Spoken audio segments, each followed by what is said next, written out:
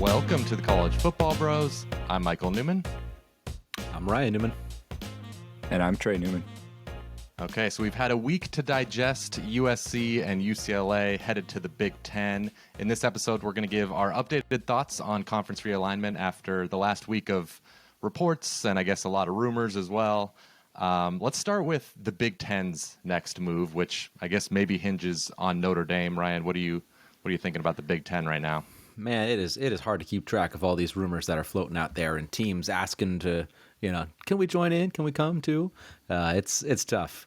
Notre Dame, yeah, as you mentioned, Mike, they are the crown jewel for the Big Ten. That's just, they want to go after them. But I've seen some people say the Big Ten might be, maybe this is kind of going away now, but at least I did hear this. Like, Big Ten's going to stand pat until they can kind of get a clear indication of what Notre Dame's going to be due. I don't know. I don't see that personally. I think that if they can get a good quality team, that they're probably still going to go out. I don't think they're just going to be waiting on Notre Dame. I think there's other options that out there. I think Oregon and UW kind of make sense. Obviously, you got. I mean, they can get Oregon and Washington with the snap of a finger. So they're clearly waiting on something, I guess, because they could do that tomorrow if they wanted to. Yeah, but I'm just not thinking it's going to be Notre Dame is. Just if Notre Dame does join, I think they'll still be able to go after Oregon and UW. It just seems like to make too much sense to ignore like an Oregon and UW type school, and even some of the ACC schools that might draw some attention for them too. It just seems inevitable that they're going to gobble up some more teams, regardless of what Notre Dame does. Yeah, I'd say I would say they're pretty set, and they're only leaving the door open for Notre Dame at this point. Because I feel like the TV deal that they're going to get now with SC and UCLA joining is so lucrative that even by adding Washington and Oregon, I don't think it would really change anything in that regard. So I think as I sit here today, I think the only way they add a few more is if the SEC ends up deciding to go swoop in and grab a few ACC schools or something, and then it becomes this arms race. But I feel like they are going to stand pat, except for the Notre Dame. Yeah, I guess I would kind of lean more towards Trey. I think eventually that, right, in the long term here, it seems like the Big Ten and the SEC are going to gobble everybody up. Yeah, it's kind of, I guess, what I'm getting at, but I understand what Trey is saying. Yeah, but I think maybe they will just stand pat for now because adding Notre Dame, they clearly add more money than the slice that they're taking. Everyone's slice of the revenue pie shrinks when you add a school, but Notre Dame more than makes up for it. Washington and Oregon, not sure. So I don't know if there's urgency to add them. They could decide to add them maybe in a couple years, or maybe, who knows, maybe in a week Notre Dame says no, and they're like, all right, we'll take Washington and Oregon. But I had been seeing, and I'm sorry that there's all these reports. I can't attribute all of them because it's hard to keep track of who's reporting them. But people were saying if USC wanted Washington and Oregon to be part of the package to go to the Big Ten with them, they would have included them, but they didn't. They clearly maybe don't want those schools. Now, I don't know how much that, if the rest of the Big Ten wants them, then they would override USC and UCLA there, but I don't know. I'm kind of borderline on whether the Big Ten would see Washington and Oregon as attractive enough right now to add. I don't know. It's hard to know. Oregon's got that's a pretty good draw. Oregon's a pretty good draw. So, they've had some top quality teams. I don't know. I think they'd add some. Yep. Fair. Okay. Let's see here. How about the news that the Big 12 is reportedly in deep discussions with I guess the 6 Pac-12 schools reportedly. The main 4 being Arizona, Arizona State, Colorado, and Utah. Those, I guess, seem more attainable for the Big 12, and then potentially Washington and Oregon. That would be amazing for the Big 12. It makes total sense for the Big 12 to go after the Big 12 schools. One of the two conferences had to do it to kind of go after each other. I honestly thought they might do more of a merger together to benefit both. It's kind of a weird position, though, for Oregon and Washington to be in because, like we said, they're arguably the biggest fish left in the Pac-12. So do they rally the rest of the current Pac-12 schools and add maybe some Mountain West teams or others, and then bide their time for a Big Ten invite, or do they force their hand and try to get into this new Big 12? If I'm some of the smaller Pac-12 schools, I'm either trying to get in the Big 12 or I'm bending over backwards for Oregon and Washington and kind of doing whatever they would want to kind of keep the conference intact in terms of, splitting future revenues. That's the way I'm looking at it.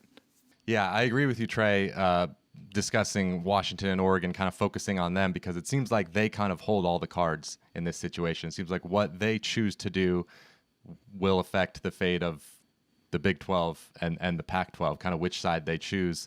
I think it makes some sense for the other four schools, the Arizonas, Colorado, and Utah, to go to the Big 12. Like, I can see why they might want to do that. The Big 12 right now is more stable, but calling it more stable is almost an insult because that just means SEC and Big 10, the SEC and Big 10 don't want any of their schools. That's why they're stable. Yeah. So I don't know. But Andy Staples brought up in an article what I thought was maybe an intriguing option for Oregon and Washington because they want to keep their options open as far as joining one of these super conferences. Like, I don't think they want to lock themselves into anything that would preclude that. So if you're the Big 12, why don't you invite the 6 Pac-12 teams that we just discussed and give Oregon and Washington the ability to opt out, at some future date out of the conference if they get offered by a super conference? Because the Big 12, what would accomplish for them is killing the Pac-12, killing a competitor, and at least giving you the chance to get Washington and Oregon long term. Yeah. If for whatever reason the SEC and Big Ten just never want Oregon and UW, but you might as well do it. It's just might as well take a slice at it. So that's not a bad point. To me, I think I kind of mentioned this in our last podcast or maybe the one before that, but we're eventually heading towards what I think is just huge Big Ten, huge SEC. They're both going to add a couple more teams. They'll at least get to 20, I think, each. And then I think, the Pac-12, ACC, and Big 12, eventually one of them is going to fold. There's only going to be 2 of them left. And, I'm thinking it's going to be the Pac-12 at this point. And then, so let's say you'll have a remaining ACC, which will be watered down after some of the top schools go. And then you'll have whatever's left of the Pac-12 and Big 12. And they'll kind of I think they'll kind of blink up and they'll try to make like a championship game between those kind of two lower level leagues to try to draw some intrigue. And I think that's kind of what it's going to kind of be. And just, you'll have a bunch of the Washington State, maybe they're hoping, the Oklahoma States, the TCUs, those types of schools in that kind of that league. Okay. What's weird too about all this is that they mentioned these 6 teams. You've still got, I know Washington State, Oregon State don't carry much weight, but Cal and Stanford are pretty decent. So it's like, do they just go independent? Like, they're going to be left in a very precarious position if this proposal kind of goes through. It's like, what happens to them? They're not chumps. I know, and they've been talked about as potentially being, if the Big Ten does choose to expand, there's been talks of in particular Stanford about potentially going to the Big Ten, but maybe Cal as well. So that would obviously be long term their dream, but at least I think so. But I'd say the biggest difference between when we recorded last week and this week is, if you asked me last week, I think I was probably thinking the Pac-12 is like on death's door, like they're done. But I don't know. I'm starting to think that maybe, because there's still the 10 schools remaining. That's still a pretty good group of schools. Obviously, it doesn't rival the super conferences, but I could see Washington and Oregon kind of rallying the troops like the Big 12 did last year and kind of stick together and potentially adding, maybe, because the Pac-12 could poach from the Big 12. Like, it's not just set in stone that it'll be the opposite. It wouldn't surprise me at all if the Pac-12 stole a couple Texas schools, or maybe they add BYU, State, someone like that. Well, I don't think BYU I don't away. think they would add BYU as long as Stanford and Cal are still in the Pac-12. I don't think they would take BYU, but that's a separate discussion. But someone like that, I could see that happening. All right, last thing we wanted to bring up is the ACC. There's been reports about the ACC and Pac-12 potentially exploring some sort of broadcasting partnership, maybe a championship game between the two conferences. Not sure if those talks will go anywhere, but if it helps them bring in a little bit more money, if they actually sign a contract to rather than just do a handshake deal, then sure, why not? I could potentially see that happening. But the biggest question right now with the ACC is, because Ryan, you talk about the Big Ten and SEC taking teams from there, and I think long term, I would say that could be very long term, is but very yes. likely. But yeah, the question is, can that happen sooner than long term? Because they have that grant of rights. The ACC has that, so you can't just leave, which is significant. Like, it's not just I mean, they would be owed. If one of those schools leaves, I mean, they owe. I was reading through it. Oh my gosh, they would owe. Yeah, they can't. No, do it. They can't do it. Like if Clemson right now left to go to the SEC, they said, "We're just leaving. We don't care." Whatever. That just means all of their TV rights, the money they make till 2036, Clemson's not getting that check. The ACC is. So they would have to get no money. Yeah, they would have to get around that. If somehow a bunch of schools are wanting to leave, maybe they could negotiate some sort of exit fee. Yeah. But again, that's really expensive. Reportedly would be.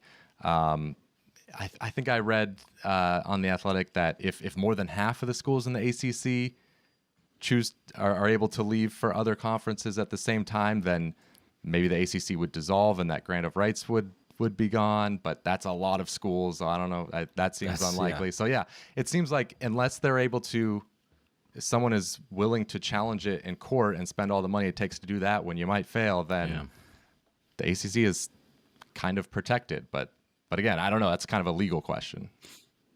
At least until like the last few years, right?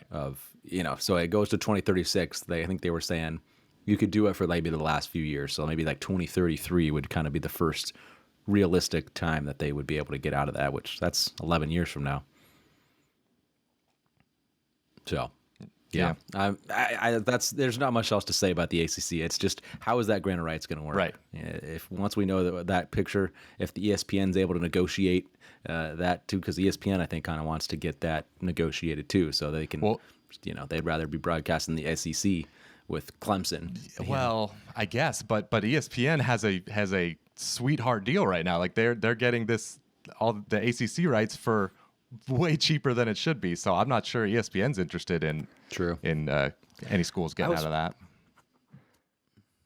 The other thing is just like we talked about it with the Pac-12 about kind of bending over backwards. If I'm some of the ACC schools, I'm doing whatever I can to just full court press Notre Dame. Like give them what they want or need, because if you had Notre Dame for them, like the ACC needs Notre Dame more than the Big Ten needs Notre Dame at this point. And so I feel like the ACC could just rally around. If they got Notre Dame, that could salvage, their long-term future. I'm not worried in the short term. We'll give you more of the revenue. Yeah, they would have to. I mean, it almost seems impossible for the ACC to get Notre Dame, but they should try. They should give them a way higher percentage than they really should, because you're right. They need them desperately, but and maybe they go maybe they go after some of the.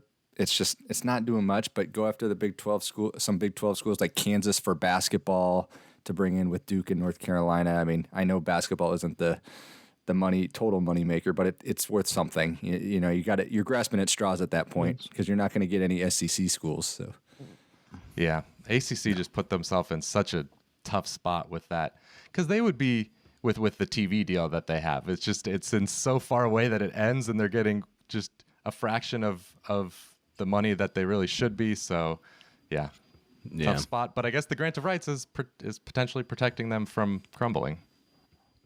What happens to? I mean, is Vanderbilt just like riding cool because they're already in the SEC? I mean, are there any teams that are in danger of like getting kicked out? Because like, what does Vanderbilt bring?